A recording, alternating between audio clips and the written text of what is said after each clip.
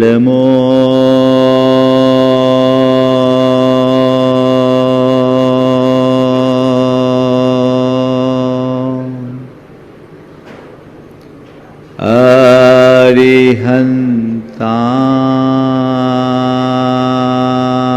अरिहन्ताणं नमो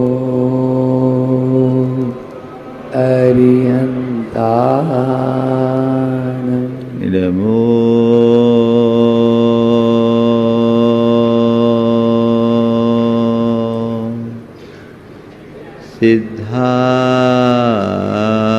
सिद्धायणं नमो सिद्धाणं नमो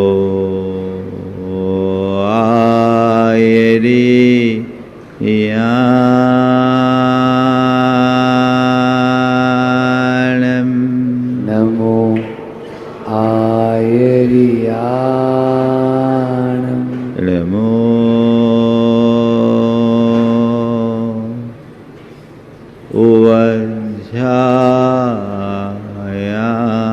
उवज्झायाणं नमो उवज्जायाणं नमो लोये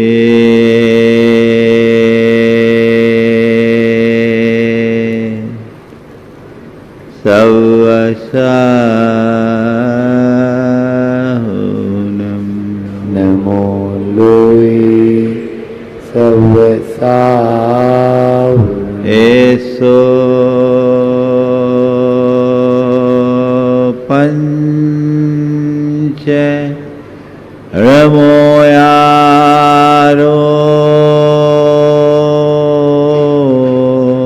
एसो पंच नमो यारो सवपाव पणाशिनो सर्वपावपणासिनो मंगलार्णं च सवेसिं मण्डलानं च सवेसि पढ़ेमं होय मंगलम परमं होय मंगलम्। जय बोलो देवादिदेव 1008 श्री भगवान महावीर स्वामी की, अहिंसा परमो धर्म की जय जय जय। परम पूज आचार्य गुरुवर श्री विद्यासागर जी महाराज की जय जय जय। पूज्यपाद मुनि श्री प्रमाण सागर जी महाराज की, पूज्यपाद मुनि श्री संधान सागर जी महाराज की, समस्त मुनि संघ की।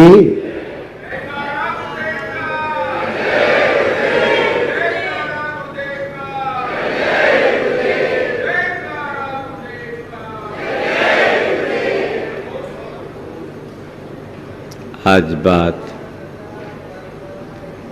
ब्रह्मचर्य की है। उस ब्रह्मचर्य की जो हमारी समस्त साधनाओं का आधार है। ब्रह्मचर्य को साधे बिना कोई भी साधना पूरी नहीं होती। इसे हमारे जीवन की सर्वश्रेष्ठ साधना के रूप में अंगीकृत किया गया। न केवल सर्वश्रेष्ठ साधना, अपितु इसे साधना का आधार निरूपित किया गया। सवाल, ब्रह्मचर्य क्या है?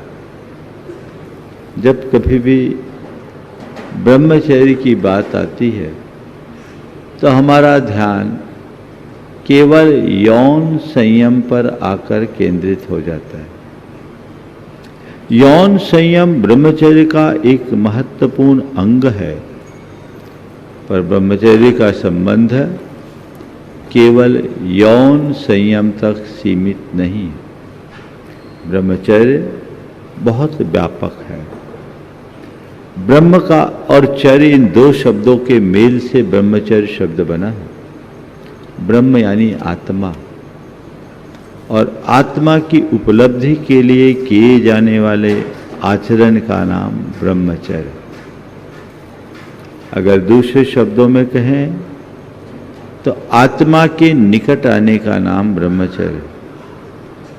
इसे और स्पष्ट करूं तो जो आत्मा के जितना निकट है वह उतना बड़ा ब्रह्मचारी है, और जो आत्मा से जितना दूर है वो उतना बड़ा ब्रह्मचारी है। हमें ब्रह्मचारी और ब्रह्मचारी में भेद करके चलना है। आत्मा की दूरी और निकटता से ही ब्रह्म और अब्रह्म का पता चलता है। मेरी आत्मा से कितनी निकटता है और मैं अपनी आत्मा से कितना दूर हूं, सब कुछ उस पर निर्भर करता है। सवाल है, मैं आत्मा से दूर कहां जाता हूं? आत्मा में ही तो रहता हूं। यही तो समझने की बात है। आत्मा से दूर हमें कौन करता है? शरीर से हम भले दूर नहीं होते, तो भावों से तो कहीं के कहीं होते हैं। अभी आप यहां बैठे हो, पर आपका नाता पूरे संसार से है। और आज के समय में तो संसार एक छोटी सी डिबिया में सिमट गया है। हर कोई पूरे संसार को अपने जेब में लेके घूमता है, और वो जो संसार है वही हमें उलझाता है और हमें हमारी आत्मा से दूर कर देता है। आत्मा से दूर करने वाले कारक यदि कोई हैं तो काम और भोग है। काम और भोग की लालसा हर प्राणी को उसकी आत्मा से दूर कर देती है। इसलिए कहते हैं कि अपनी आत्मा की निकटता को पाना चाहते हो तो काम और भोग की लालसा को नियंत्रित कर आत्मोन्मुखी बनो, उसकी तरफ मुड़ो। जितनी अधिक अंतर्मुखता होगी, तुम्हारी वृत्ति और प्रवृत्तियों में उतना ही परिवर्तन आएगा। फिर संयम और सदाचार स्वाभाविक रूप से होगा, लेकिन उसके लिए जरूरत है आत्मा को पहचानने की। ब्रह्म को जाने बिना ब्रह्म को पाया नहीं जा सकता, ब्रह्म से निकटता नहीं आ सकती। और ब्रह्म हमारी आत्मा है, उसे जानो। क्या करो? पहला सूत्र, जानो। किसको जानो? किसको जानो? अपने आप को जानो, अपनी आत्मा को जानो। मैं कौन हूं, मेरा स्वरूप क्या है, मेरा गुण धर्म क्या है, मेरा स्वभाव क्या है। आत्मज्ञान हमारे जीवन के उत्कर्ष का आधार है। आत्मा को जाने बिना कल्याण नहीं होगा। जिसे एक बार आत्मज्ञान हो जाता है, उसकी प्रवृत्ति में स्वाभाविक सहजता आ जाती है। उसके मन का भ्रम टूटता है। ब्रह्म के बोध से भ्रम का निवारण होता है, और भ्रम के निवारण से मर्म की उपलब्धि होती है, और मर्म की उपलब्धि से कर्म का निवारण होता है। ब्रह्म, भ्रम, मर्म, कर्म, इन चारों शब्दों की गहराई में उतरिए। ब्रह्म को जानो, मैं कौन हूं। आचार्य कुंद कहते हैं कि तुझे आध्यात्मिक साधना में आगे बढ़ना है तो सबसे पहले अपने आप को जान, अपने आप को पहचान कि आखिर मैं हूं कौन। जिस दिन तू जीवन की सच्चाई को जान लेगा, तेरा सारा व्यामोह दूर हो जाएगा, तेरे जीवन की दिशा और दशा बदल जाएगी। अभी तो वास्तविकता में अनभिज्ञ होने के कारण जो बाहर से दिखता है उसी में उलझते हो। जिस दिन भीतर की असलियत का पता लगेगा, उस दिन ये सब चीजें तुम्हें अर्थहीन लगने लगेंगे। अपने मन से पूछो, काम भोग की लालसा की पूर्ति में मैंने अपने जीवन का कितना समय और कितनी शक्ति खपाई, हासिल क्या हुआ? आज तक की उपलब्धि क्या है? अनुभव क्या बताता है? बोलो, अनुभव क्या बताता है? शून्य। खनिमित्त सुखा बहुकाल दुखा पगाम सुखा अनिगाम दुखा संसार मोक्षस विपक्ष भूया खानी अनत्थानुकाम भोया। क्षण मात्र का सुख, बहुत काल का दुख। पगाम सुखा अनिगाम दुखा, थोड़ा सा सुख और बहुत ज्यादा दुख। संसार मोक्षस विपक्ष भूया, संसार की मुक्ति से जो विपक्ष है। खानी अनर्थानुकाम भोया, सर्व अनर्थों की खान ये काम भोग की लालसा है। जिस दिन इस सत्य को जान लोगे, तुम्हारा भ्रम टूटेगा, मन की तरफ दृष्टि जाएगी, कर्म सुधर जाएगा, धर्म अवतरित हो जाएगा, जीवन की धारा बदल जाएगी। अभी तो सब भ्रम में जीते हैं। सबको ऐसा प्रतीत होता है कि सारा सुख इसी में। ठीक है भैया, है तो अनुभव करके देख लो, अनुभव करके देख लो। सुख है कि सुख की तृष्णा, सुख का आभास। कोई व्यक्ति शरीर में खाज खुजाए और खुश हो, उसको हम क्या कहेंगे? बोलो, खाज खुजाने में सुख है कि दुख? हाँ, थोड़ा जोर से बोलो। हाँ, खाज खुजाने में सुख है कि दुख? बोलो तो। महाराज जी, थोड़ी देर के लिए सुख मिलता है और बाद में लहर पैदा हो जाती है, जलन होने लगती है। खनिमित्त सुखा बहुकाल दुखा। इसलिए समझदार व्यक्ति खा जाने पर खाज खुजाने की जगह उस पर मरहम या पाउडर लगाने का प्रयत्न करता है, ताकि खाज स्थायी रूप से मिटे। जिसके अंदर आत्मज्ञान हो जाता है, वो काम भोग की लालसा को मन में उत्पन्न होने वाली खाज की तरह देखता है, और उसकी ये पक्की धारणा होती है कि काम काम में नहीं, संयम में है। काम से काम का अंत नहीं होता, संयम से ही काम पर विराम लगता है। इस धारणा से प्रेरित होकर वो अपनी उस काम भोग की लालसा की खाज को उत्पन्न ही नहीं होने देता, और कदाचित उत्पन्न हो जाए तो खुजाने की जगह तत्व ज्ञान की मरहम लगाकर उसे ठीक करता है, स्थायी रूप से खाज को मिटाने का प्रयत्न करता है। यही संयम है। समझ से संयम विकसित होता है। सही समझ, जीवन की सही समझ, तत्व ज्ञान अगर जीवन में आ गया, सब कुछ आ गया। जो आत्मज्ञानी होता है उसकी वैश्विक लालसा छिन्न भिन्न हो जाती।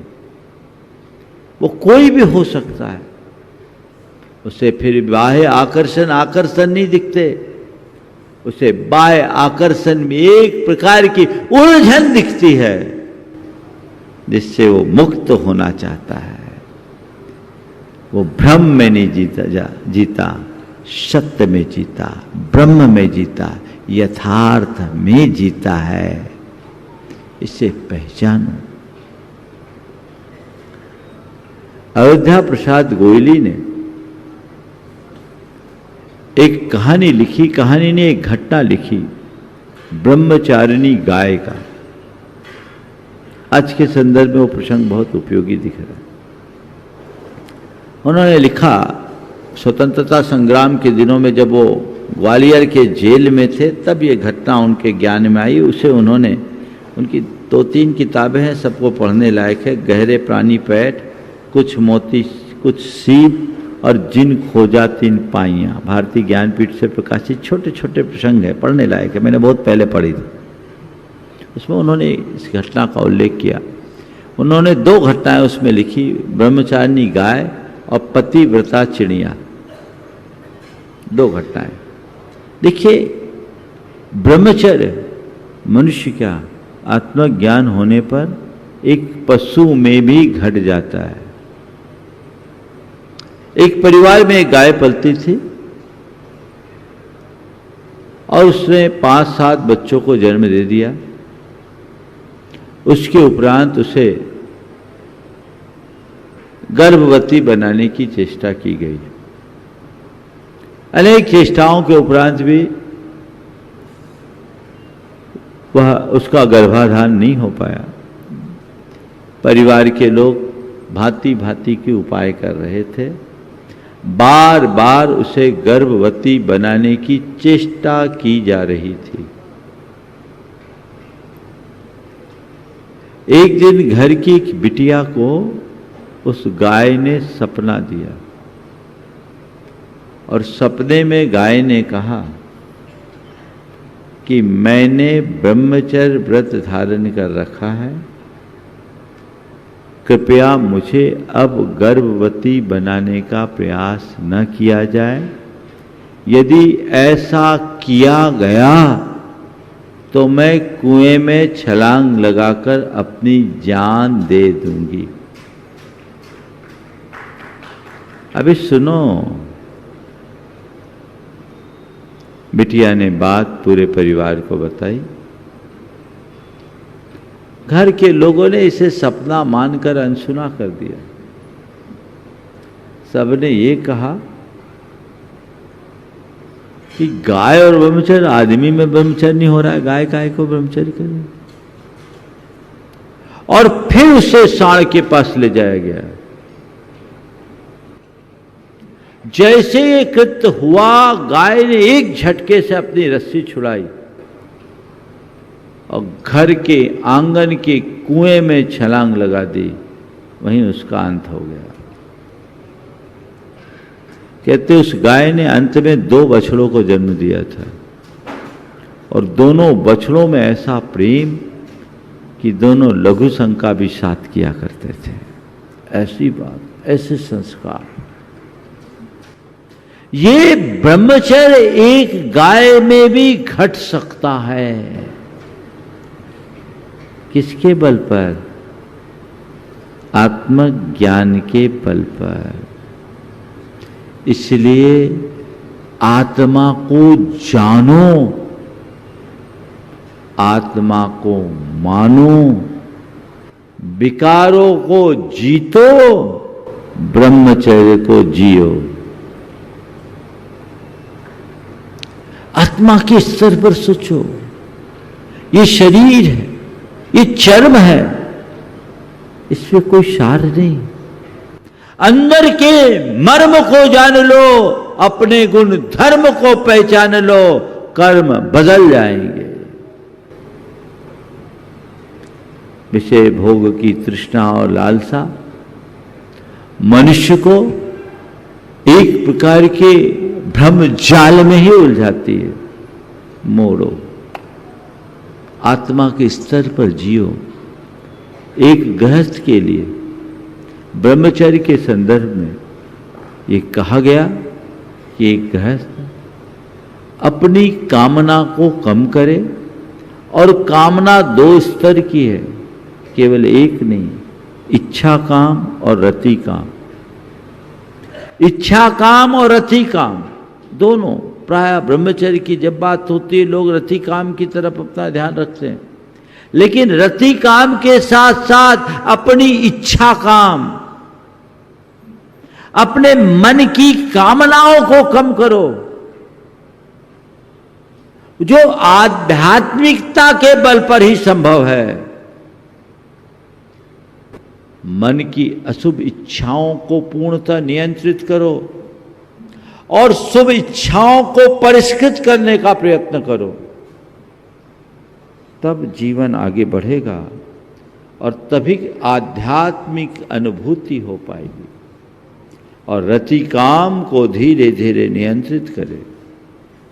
गृहस्थ के लिए पूर्ण ब्रह्मचर्य का उपदेश नहीं,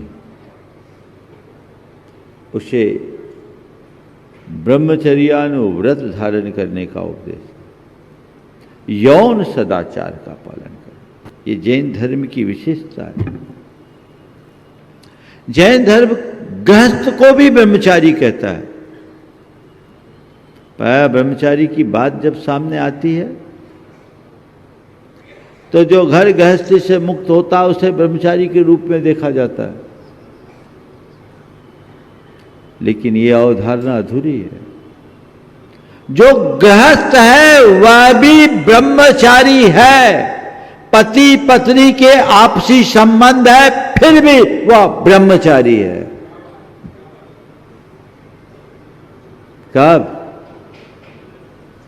जब यौन सदाचार पले तब। इसे ही सदार संतोष व्रत के अंतर्गत कहा है। हमारी संस्कृति में स्त्री पुरुष के लिए एक दूसरे के अतिरिक्त संसार के अन्य स्त्रियों के प्रति मां, बहन और बेटी जैसी पवित्र दृष्टि और पिता, भाई और पुत्र जैसी पवित्र भावना रखने का संदेश दिया है। इसी दृष्टि की पवित्रता का नाम ब्रह्मचर्य है। अपनी ऊर्जा को सही दिशा दो। इसके लिए विवाह के बंधन की व्यवस्था बताई गई और ये तो कहा गया कि तुम अगर पूर्ण ब्रह्मचर्य धारण नहीं कर सकते तो विवाह के बंधन में बंधकर किसी एक के साथ सीमित होकर यौन सदाचार पूर्वक जीवन जियो, लेकिन पशुओं की तरह स्वेच्छाचारी जीवन जीने की इजाजत हमारी संस्कृति में नहीं है। विवाह की जो व्यवस्था है वो ठीक वैसी ही व्यवस्था है जैसे कहीं पर कोई बांध बनाना होता है। तो बांध बनाने के पहले पूरे इलाके का सर्वे किया जाता है। यहाँ कितना पानी आएगा, कितना पानी रोका जाएगा, और बांध बनाते समय उसमें गेट भी लगाए जाते हैं। बांध में आने वाले पानी के अनुपात से उस गेट को खोला भी जाता है। पानी रोकने के लिए बांध बनाया जाता है, पर पानी को रोके रखने के लिए बांध नहीं होता। बांध से पानी छोड़ा भी जाता है, पर तभी छोड़ा जाता है जब आवश्यक हो, और उतना ही छोड़ा जाता है जितना जरूरी है, और वहीं से छोड़ा जाता है जहां द्वार है। विवाह एक प्रकार के सामाजिक संबंधों का बांध है, जहां सब ओर से ब्रह्मचर्य की सुदृढ़ दीवारें हैं, केवल एक द्वार बचा है, पति और पत्नी के मध्य का, बाकी सब जगह यौन सदाचार। आज ब्रह्मचर्य धर्म के दिन मुझे बड़ी कहने में तकलीफ होती कि हमारे देश में जहाँ मातृवत परदारेषु का संदेश दिया, जहाँ अपने पत्नी के अतिरिक्त संसार की हर स्त्री को माँ, बहन और बेटी जैसी पवित्र दृष्टि से देखने का उपदेश दिया गया, किसी को बुरी नजर से देखना भी पाप माना गया, आज उसी देश में स्वच्छंद यौनाचार की खुली वकालत हो रही है। कानूनी सम्मति ने इसे और बीभत्स बना दिया है। इसके परिणाम बड़े विकृत और घिनौने आ रहे हैं।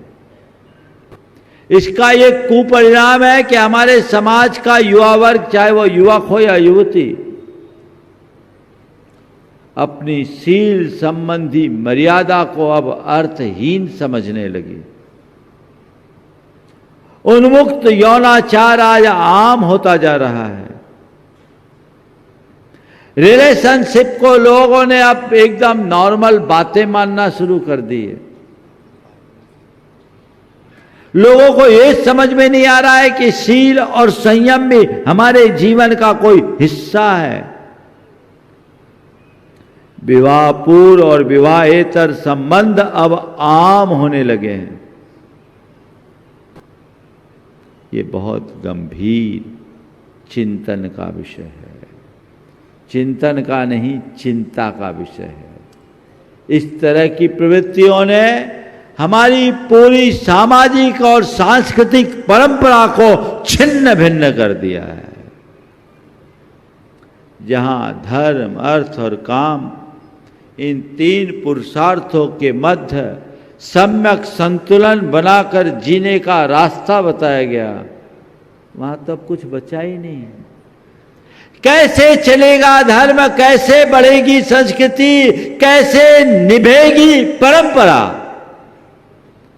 कैसे चलेगा परिवार और कुटुंब की व्यवस्थाएं, कहां रहेगी?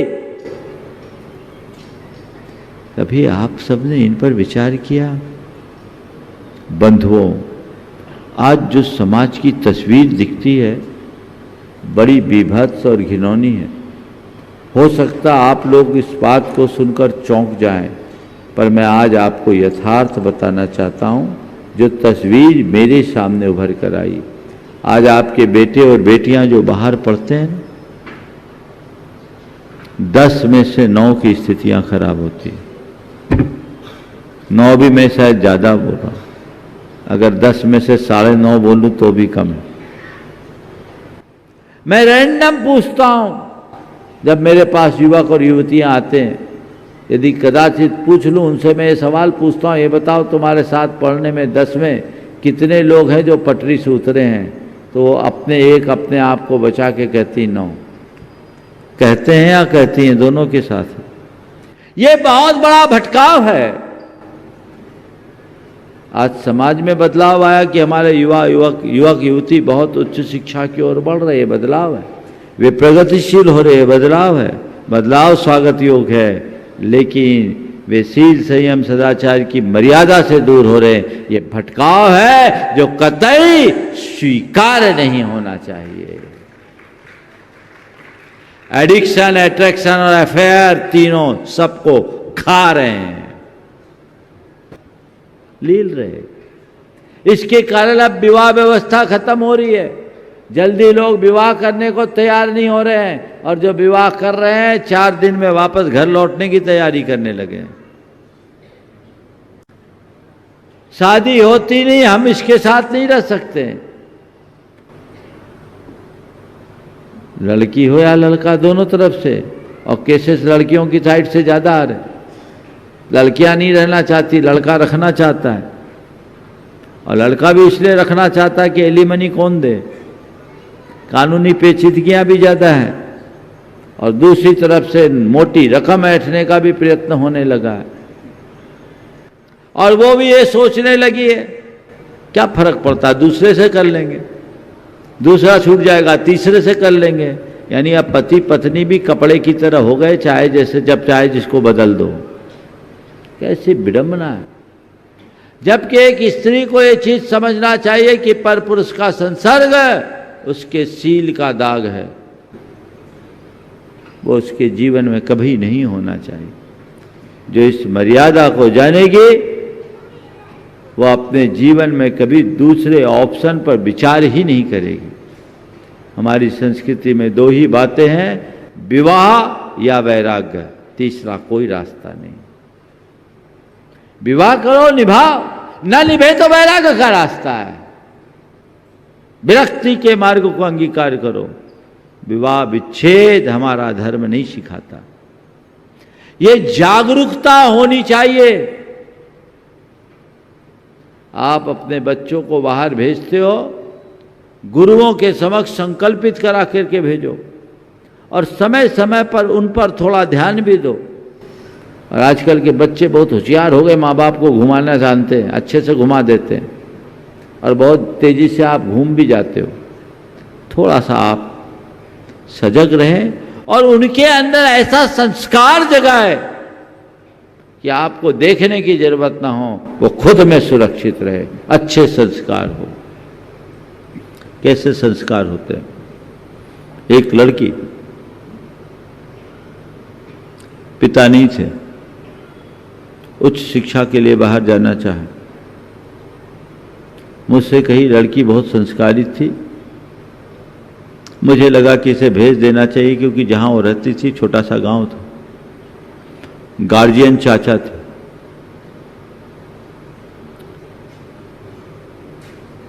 मुझसे कहा तो मैंने उसके चाचा को कहा कोई बात नहीं, इस लड़की में मुझे भरोसा है, कहीं जाएगी नहीं, तुम इसे भेज दो। एक महानगर के गर्ल्स कॉलेज में उसका एडमिशन हुआ।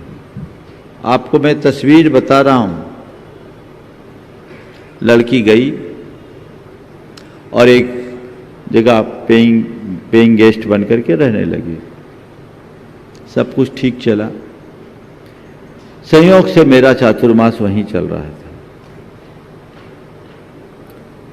एक दिन वो लड़की मेरे पास आई, बदहवास सी हालत।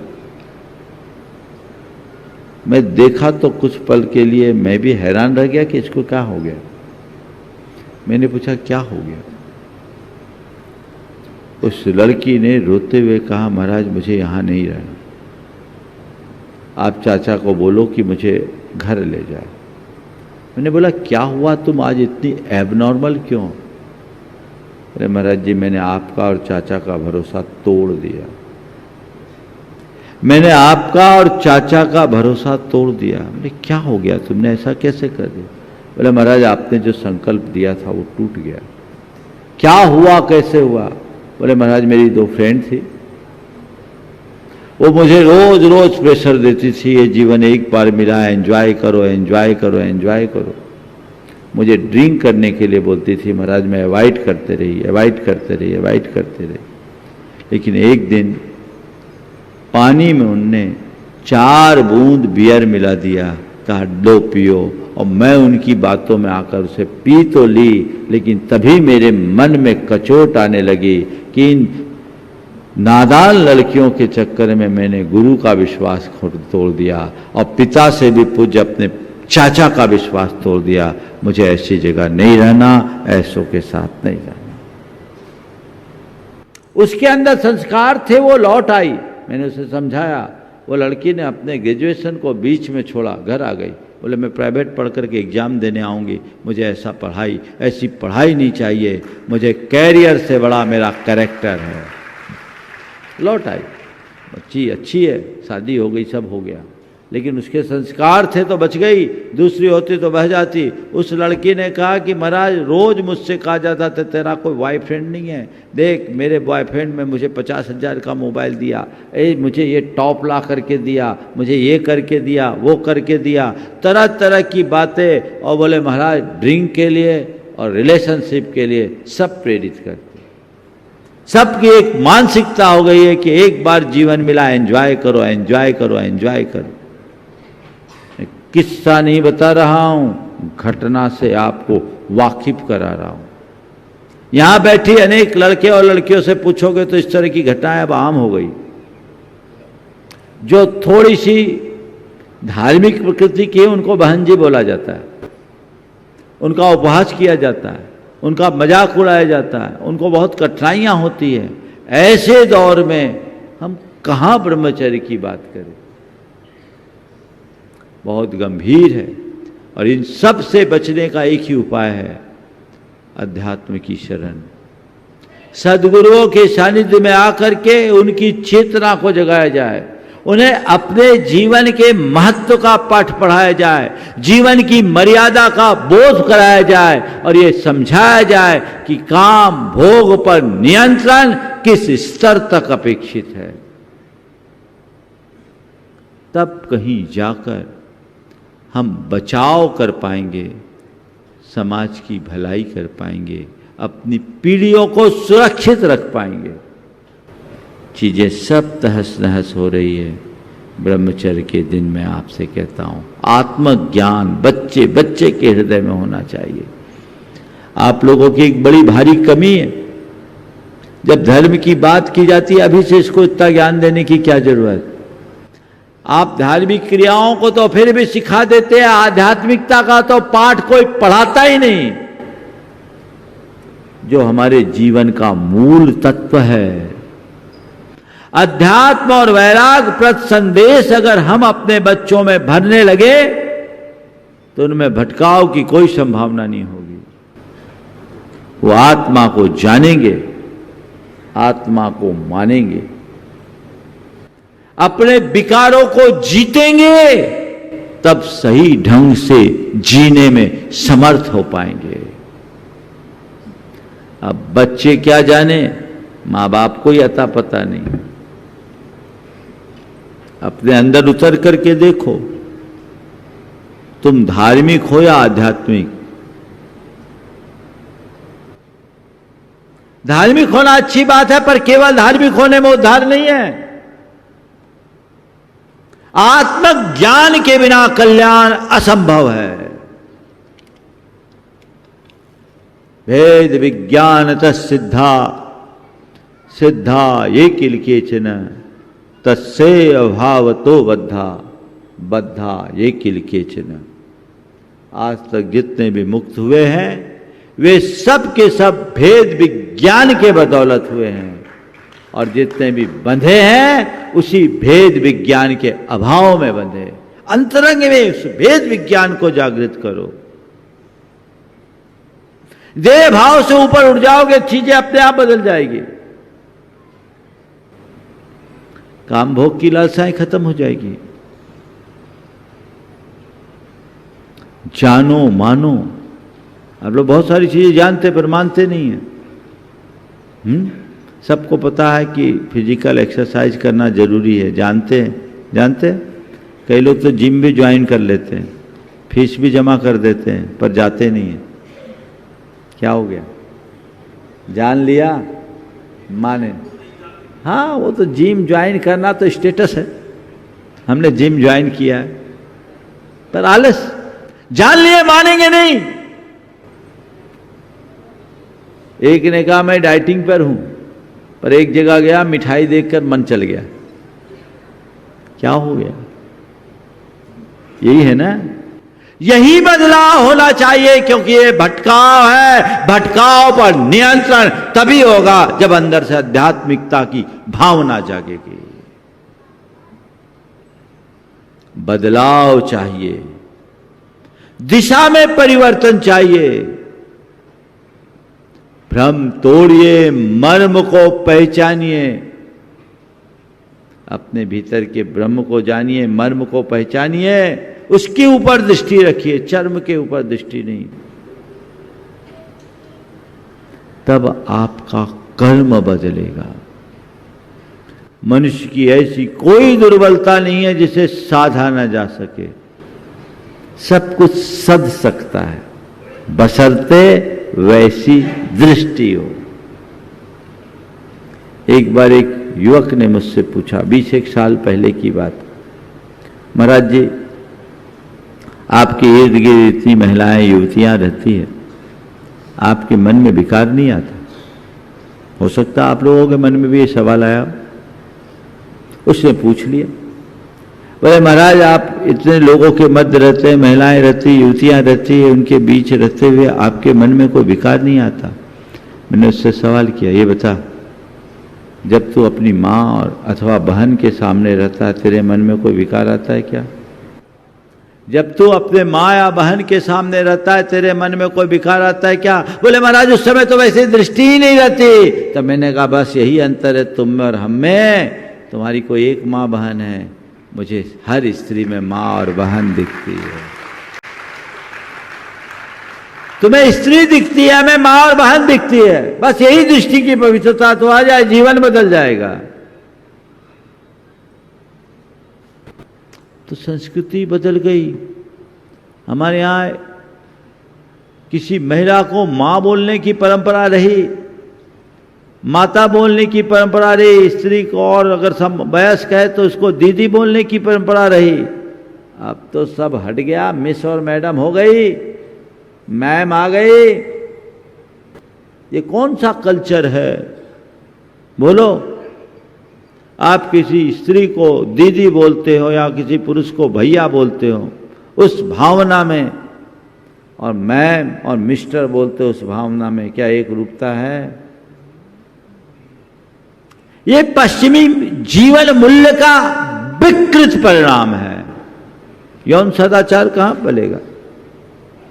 पहले मर्यादाएं होती थी, अब तो एक दूसरे से हाथ मिलाए बिना काम नहीं होता। अरे हाथ जोड़ करके भी तो अभिवादन किया जा सकता है। हमारी परिपाटी तो यही थी।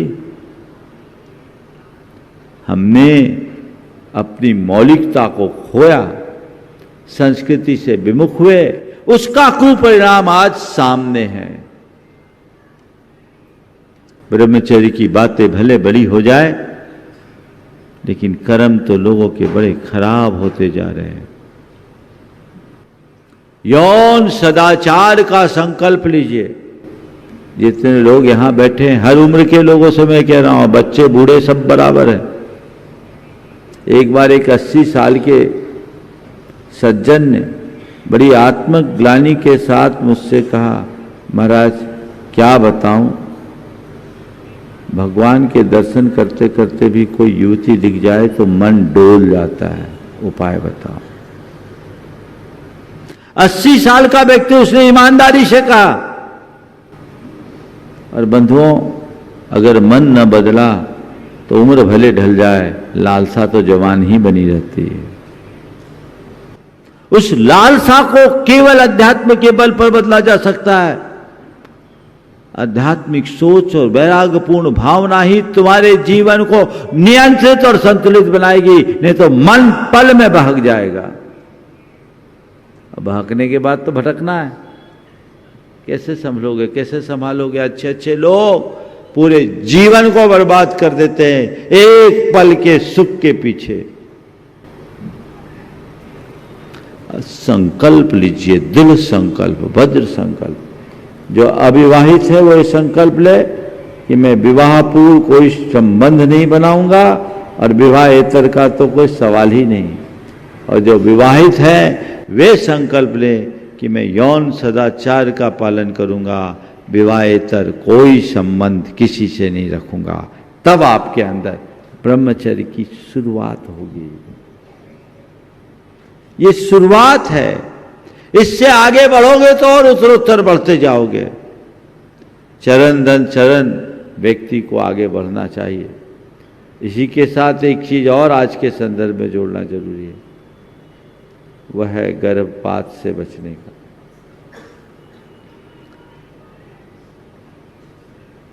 यौन संबंध तो बना लिए, संतान की इच्छा नहीं। अंधाधुंध गर्भपात ये महापाप है। समय कम है, फिर कभी इस पर विस्तार से करूंगा। लेकिन आप सबसे मैं कहना चाहूँगा, गर्भपात कोई सामान्य ऑपरेशन नहीं, एक जीते जागते मनुष्य की हत्या है। इस पाप से अपने आप को बचाना। और ये हत्या कोई सामान्य हत्या नहीं, अपने ही खून का खून है, अपने ही जिगर के टुकड़े का टुकड़ा है। कभी मत सोचना। मैं उदयपुर में था, एक बहन जी आई, उसके साथ उसका 17-18 साल का बेटा था। दर्शन कराई, बोले महाराज जी इस लड़के का आईआईटी में सिलेक्शन हुआ, आईआईटी मुंबई में गया, बहुत टॉप रैंक में है। बेटा गया और उसके बाद वो फूट फूट के रोने लगे। बोले महाराज अभी ये जो बेटा गया, बहुत होनहार बेटा है महाराज, बहुत ब्रिलियंट लड़का है, हर चीज़ में टॉपर है, लेकिन जब ये पेट में था जांच कराया, लड़की बता दिया, 2 बेटियां पहली थी। सबने कहा अबॉर्ट करा लो, मैं अबॉर्शन के लिए चले गई डॉक्टर के पास। महाराज डॉक्टरनी जैन थी, बहुत समझदार थी। उसने मुझे समझाया कि ऐसा काम मत कर, तीसरा आया उसे भी संभाल लो, जैसे 2 पलेगा वैसा तीसरी पल जाएगी। मैं डॉक्टर की बात को मान ली, पर महाराज उस पल मेरे आश्चर्य का ठिकाना नहीं रहा। जब डिलीवरी हुई तो बेटा हुआ। और महाराज अब ये बेटा को देखती हूँ, इस बेटे को इतना प्रतिभावान प्रखर मेरे मन में आता है। मैं तो इसकी हत्यारीन बन रही थी। मुझे लगता है कि मैं कितना बड़ा पाप करने जा रही थी। मन में तो मैंने सब धार ही लिया था। वो डॉक्टरनी का शुक्र हो जिसने मुझे समझाया और मैंने अपना निर्णय बदल दिया। लेकिन महाराज मुझे लगता है मुझसे बहुत बड़ा पाप होता, बहुत अनर्थ हो जाता। महाराज इसका प्रायश्चित दो। ऐसा एक नहीं, कईयों के उदाहरण हैं। और तुमने जिनको पेट से परलोक सुधारा है, परलोक पहुंचाया है, उनमें न जाने कौन किस किस योग्यता को लेकर आए होंगे। कितना बड़ा पाप, कितना बड़ा अनर्थ है। अनंत चतुर्दशी का दिन है। जितने लोग यहाँ उपस्थित हैं, जिन्होंने भी अपने जीवन में एकत्र किया हो, उसका प्रायश्चित जरूर लेना। जब तक इसका प्रायश्चित न हो तब तक सच्चे अर्थों में न तो मुनियों को आहार देने की योग्यता है और न ही भगवान के पूजा का अधिकार है, क्योंकि वो जीव सूतकग्रस्त है। सब समय निकालकर गुरु की साक्षी में प्रायश्चित लेना और कभी भविष्य में न करने के लिए संकल्पित होना। अमूमन आम आदमियों के साथ ऐसा है। वो नहीं जानते कि कितना बड़ा अनर्थ है, कितना बड़ा पाप है। इस पाप से मुक्त होइए, इस पाप से बाहर निकलिए, तब हम ब्रह्मचर्य को ठीक ढंग से आराधित कर पाएंगे। तो भ्रम को तोड़िए, ब्रह्म को जानिए, मर्म को पहचानिए, कर्म को बदलिए, ताकि जीवन अच्छा बन सके। ये चर्म पर दृष्टि रखना भ्रम है और मर्म पर दृष्टि रखना ब्रह्म है। इसलिए अंदर के मर्म को पहचाने, आत्मबोध से जुड़कर काम करे तो जीवन सफल होगा, सार्थक होगा। आज जो 3 बातें मैंने कही है, आप सब संकल्पित होने को राजी हैं? थोड़ा हाथ उठाओ। पूरे हाथ नहीं उठ रहे, दिख रहे। चलिए, आज सभा का समर्पण विसर्जन बाद में होगा। सब लोग एक साथ खड़े होइए। जो मैं कह रहा हूँ वो संकल्प आप सभी को दोहराना है। हाथ जोड़िए। हे महाराज जी, 10 लक्षण पर्व के अनंत चतुर्दशी के अवसर पर मैं देव, शास्त्र और गुरु की साक्षी पूर्वक यह संकल्प लेती हूँ कि मैं विवाह पूर्व और विवाहेतर संबंधों का त्याग करती हूँ। मैं यौन सदाचार का पालन करूँगा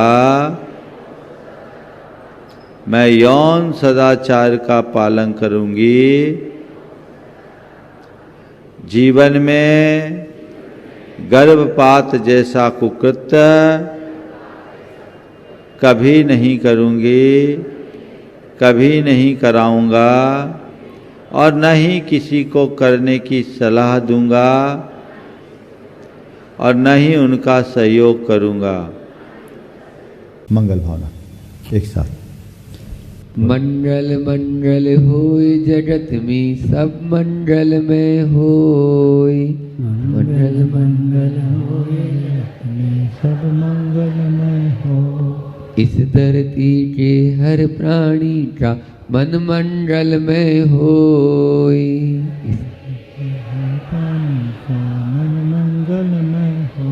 कहीं क्लेश कालेश रहे ना दुख कहीं भी होय।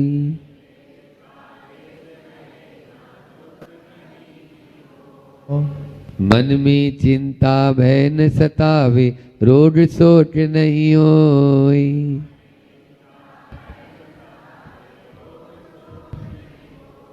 नहीं वैर अभिमान हो मन में क्षोभ कभी नहीं होय।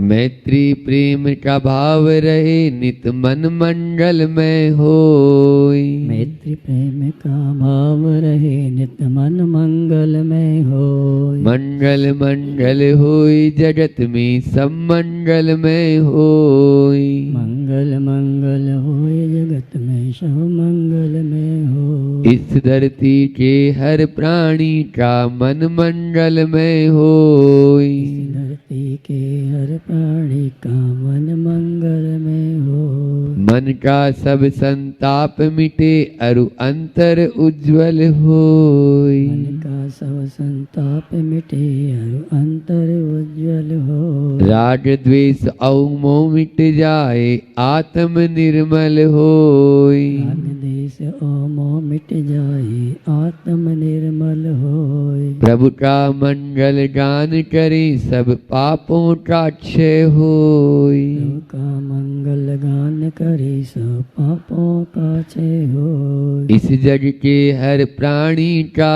हर दिन मंगलमय होय। इस जग के हर प्राणी का हर दिन मंगलमय होय। मंगल मंगल होय जगत में सब मंगलमय होय। मंगल मंगल होय जगत में सब मंगलमय होय। इस धरती के हर प्राणी का मन मंगलमय होय। इस धरती के हर प्राणी का मन मंगलमय होय। गुरु हो मंगल प्रभु हो मंगल धर्म सुमंगल होय। गुरु मंगल धर्म सुमंगल होय। मात पिता का जीवन मंगल परिजन मंगल होय। माता पिता का जीवन मंगल परिजन मंगल होय। जन का मंगल गण का मंगल मन का मंगल होय। जन का मंगल गण का मंगल मन का मंगल होय। राजा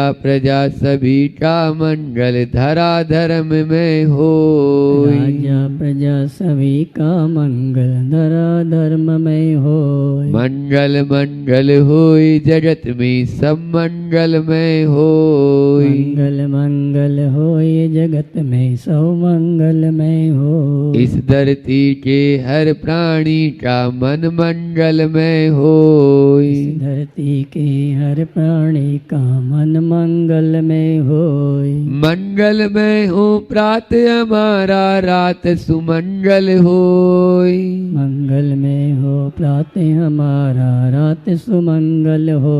जीवन के हर पल हर क्षण की बात सुमंगल होय। जीवन के हर पल हर क्षण की बात सुमंगल हो।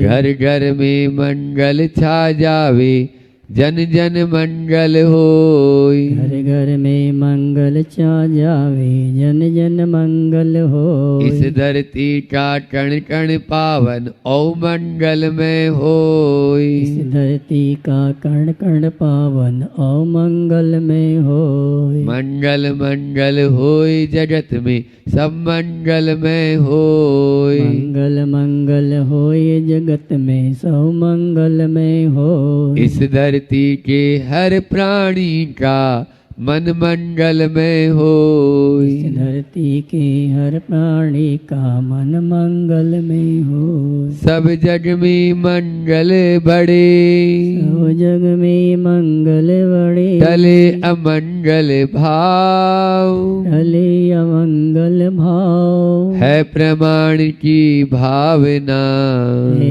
प्रमाण की भावना सब में हो सद्भाव। सब में हो सद्भाव। बोले परम पूज्य मुनि श्री 108 प्रमाण सागर जी महाराज की।